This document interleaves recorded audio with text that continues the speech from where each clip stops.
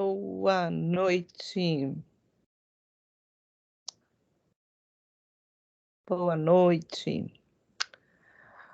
Vamos hoje, então, falar sobre a bioquímica do pâncreas, dando sequência à parte de sistema digestório de morfofuncional 2.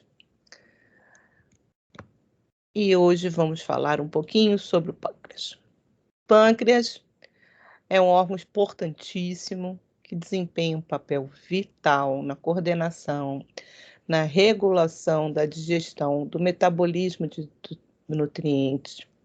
E, como vários órgãos, ele tem uma dupla função, ele é endócrino e exócrino ao mesmo tempo. A parte endócrina secreta vários hormônios, a gente vai falar um pouquinho mais sobre insulina e glucagon, e a parte exócrina vai ser importantíssima no processo digestório, pois é o pâncreas que vai lançar mão da maioria das enzimas digestivas. A gente já viu, quando falou em bioquímica de saliva, o papel da amilase salivar. Depois a gente viu o papel importantíssimo da pepsina no estômago, no suco gástrico.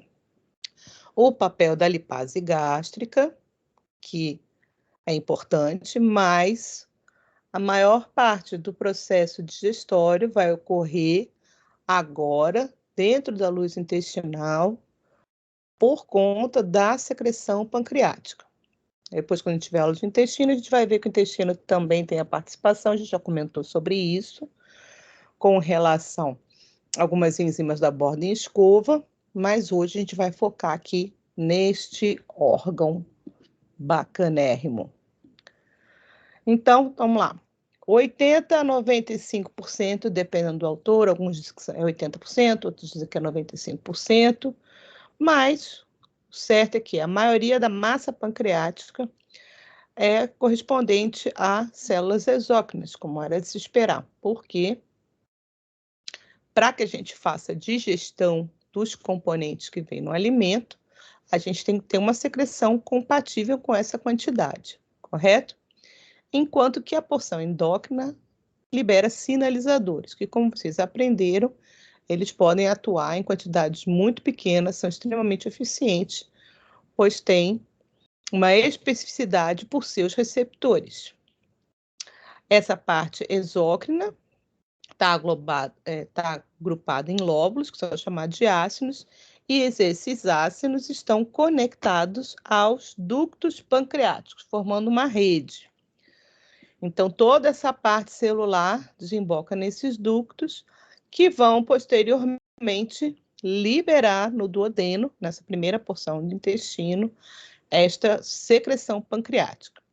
E ao longo de todo o pâncreas, nós vamos ver as ilhotas pancreáticas e seus grupinhos específicos de células. Então, hoje é sobre isso que nós vamos conversar. Sobre fisiologia do pâncreas, que engloba a parte de anatomia, de histologia e também de bioquímica, recomendo essa referência que está aqui embaixo, Oriá e Brito. É um livro gratuito, está disponível na internet, tem endereço aí. Não tenho nenhuma ligação com esse grupo, eu só achei o material bacana e boa parte do que tem aqui vocês vão encontrar lá. É um bom livro-texto para vocês acompanharem, produzido por professores da Faculdade de Medicina lá da Federal do Ceará. Aproveito e dou meus parabéns ao grupo. Muito bem. Pâncreas exócrino. As células acinares têm uma característica de células secretoras e são responsáveis pela liberação de enzimas digestivas, peptídeos sinalizadores e outros componentes não enzimáticos, sendo deles o mais importante, o bicarbonato no duodeno, que vão permitir a digestão, e o bicarbonato vai permitir a neutralização do suco gástrico, que, como vocês se lembram, é extremamente ácido por ter como seu principal componente o ácido clorídrico, né? Então, o H+, que vem desse suco gástrico, será neutralizado por esse bicarbonato que é secretado pelo pâncreas exócrino no duodeno. E a gente também está vendo aqui uma representação à esquerda dos grânulos de zimogênio. Então, a gente vai falar hoje sobre isso, da importância desses zimogênios, assim como a gente está vendo aqui do lado direito, nessa outra micrografia,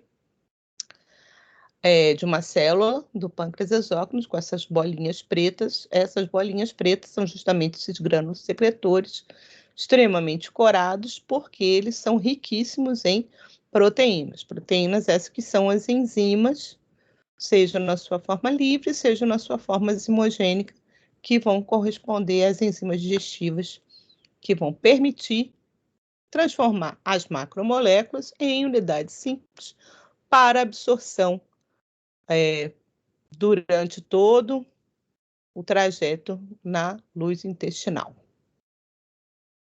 Bom, então, nesses ácidos, a gente vai ter também a participação de vários outros íons, além do bicarbonato, a gente vai ter sódio, a gente vai ter potássio, também tem a presença de magnésio e de zinco em menor quantidade, como ânions, o principal bicarbonato, o cloreto, sulfato e o bifosfato.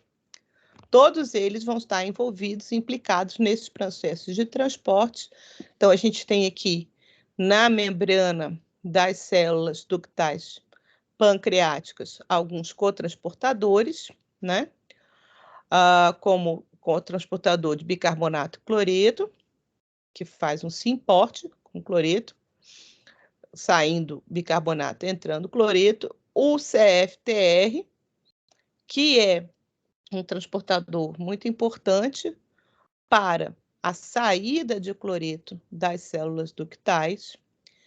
Esse transportador, ele leva esse nome de regulador de condutância transmembranar na fibrose cística, porque é justamente esta proteína, que não está presente somente no pâncreas, mas em várias outras glândulas secretoras, que é responsável pelo transporte de cloreto e ele altera a permeabilidade de membrana, atrapalha muito quando ele está defeituoso. E os pacientes portadores de fibrose cística têm algum tipo de defeito justamente nesse transportador. Então, especificamente com relação a pâncreas, todo esse processo digestório que vai ser descrito aqui agora, nesses pacientes, ele é bastante comprometido, dependendo dessa mutação, e muitas vezes o indivíduo tem muitas dificuldades alimentares, problemas nutricionais, pela não digestão e pela má absorção de nutrientes não digeridos. Um outro transportador importante é aquele que faz o transporte de bicarbonato e H+, junto ao sódio, um trocador, e também o NBC, que é de sódio e bicarbonato. Além disso, a gente tem um transportador de potássio e todos esses transportadores juntos vão fazer o equilíbrio de íons dentro da célula acinar. Então, nessa secreção exócrina, a gente vai ter a presença de quê? De sódio, potássio, bicarbonato e cloreto. O bicarbonato, ele vai ser secretado em resposta à absorção de cloreto, que depois a gente já viu, ele vai ter essa nova saída pelo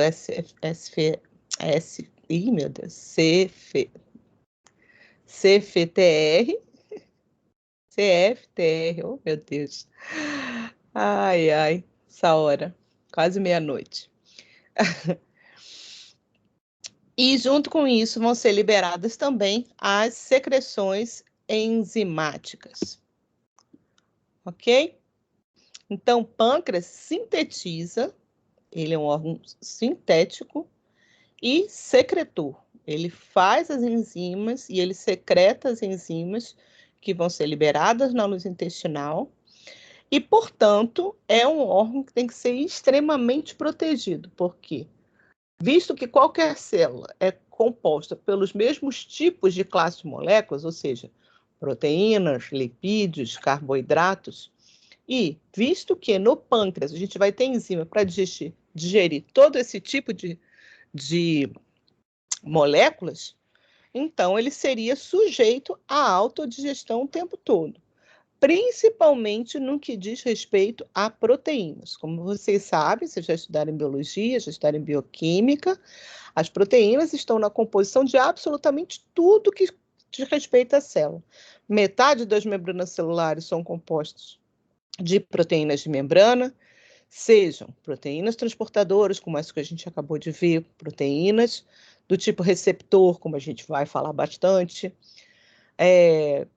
vários tipos de proteínas de ancoragem, junções tipo gap, enfim, proteínas adesivas. Então, dentro da célula não é diferente, todas as organelas que são delimitadas por membrana também possuem essa característica de terem proteínas de transporte associada a elas, seja em Golgi, seja na mitocôndria, seja nos lisossomos, em toda parte.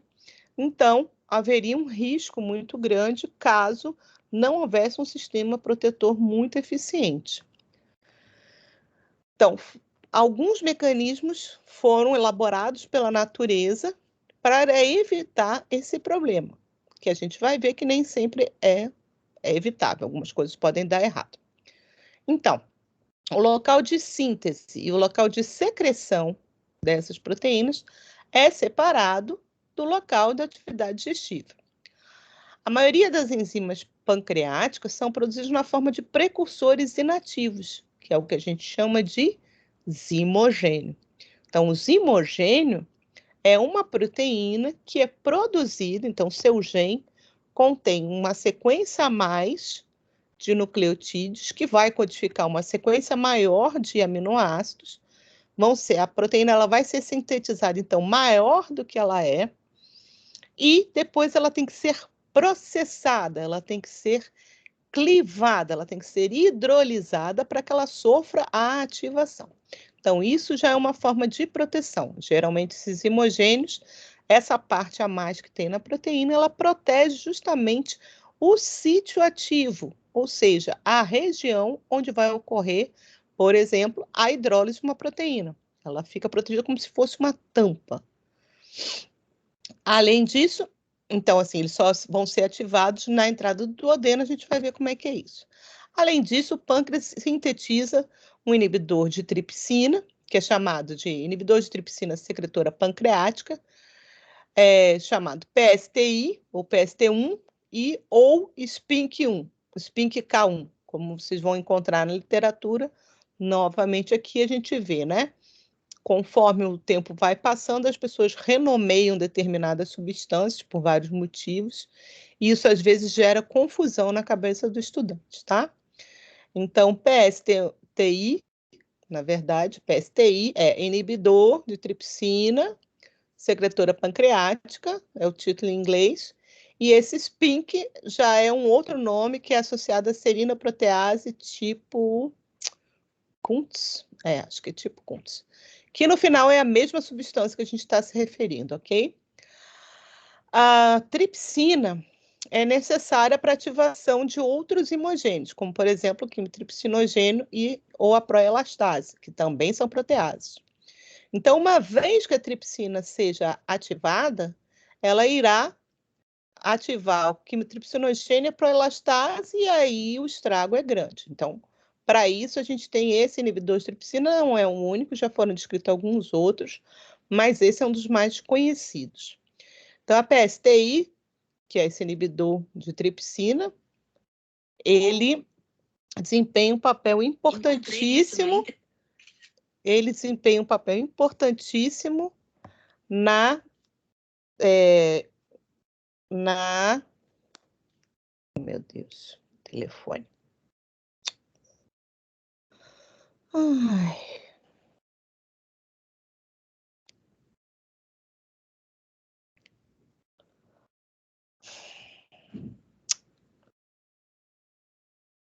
Um papel importantíssimo no equilíbrio da proteção do pâncreas e da digestão do duodeno.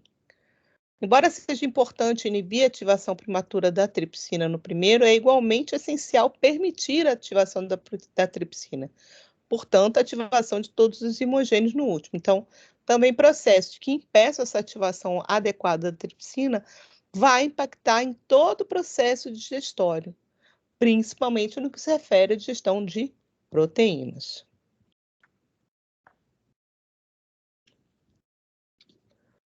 Os componentes da secreção intestinal do suco pancreático estão envolvidos na regulação da secreção pancreática.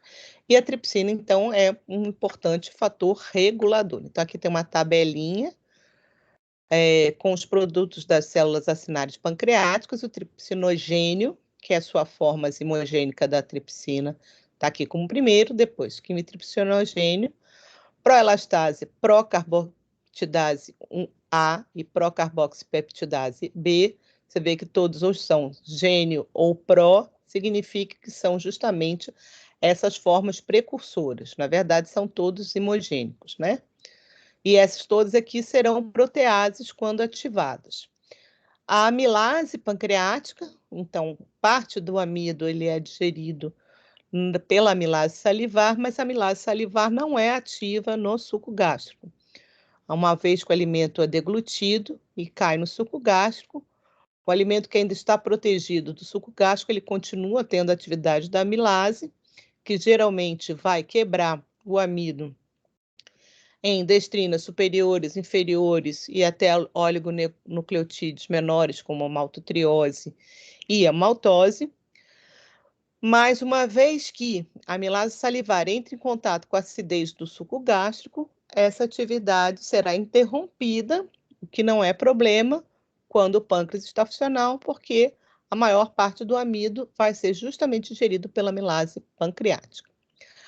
Também a lipase, então a gente tem lipases, na verdade, vários tipos específicos, mas lipase é mais um nome genérico que vai atuar em cima dos lipídios da dieta, lembrando que cerca de 90% dos lipídios que vêm da dieta, às vezes 95%, são do tipo triglicerídeos.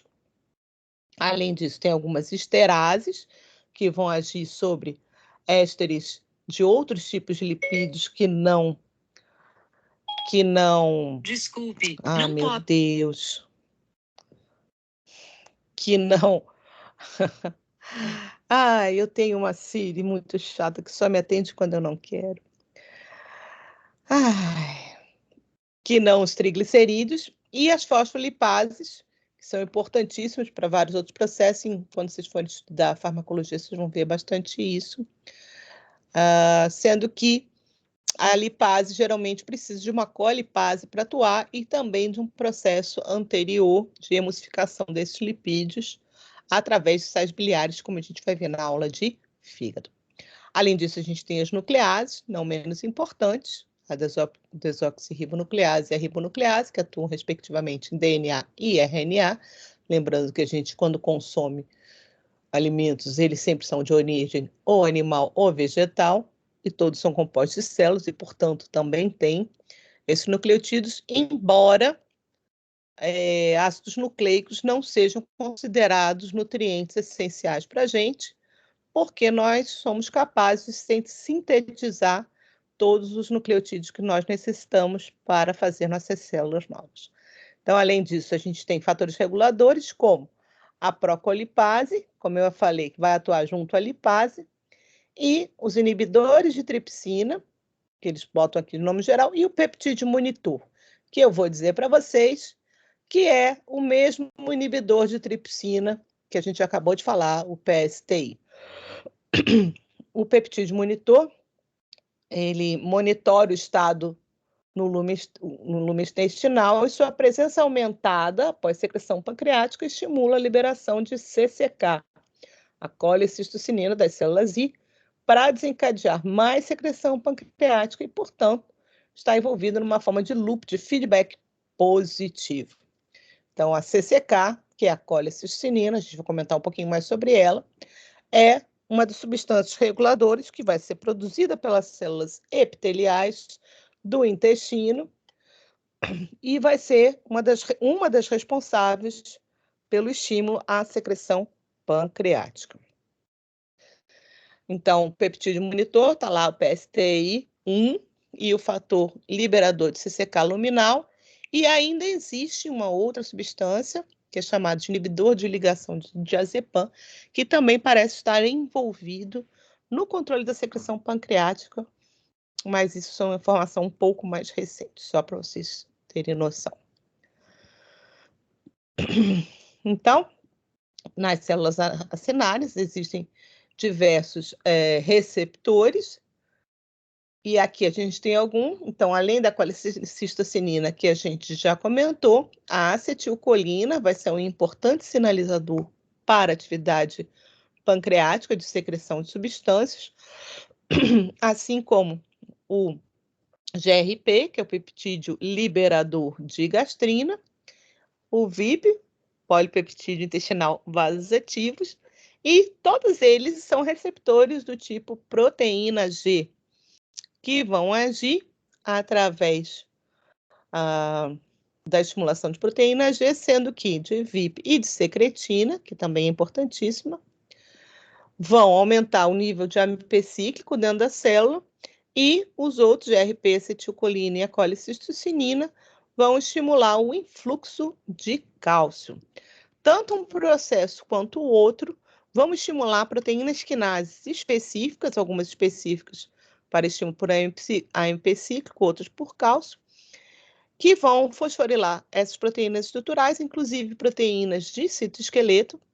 E isso é muito importante, porque essa remodelagem de citoesqueleto é que vai permitir a migração das vesículas secretórias, aqueles grânulos de secreção que a gente viu lá na micrografia lá atrás, para que eles venham até a superfície da célula e, através de um processo bastante intrincado, façam essa fusão de membrana e a liberação dessas enzimas para o duodeno.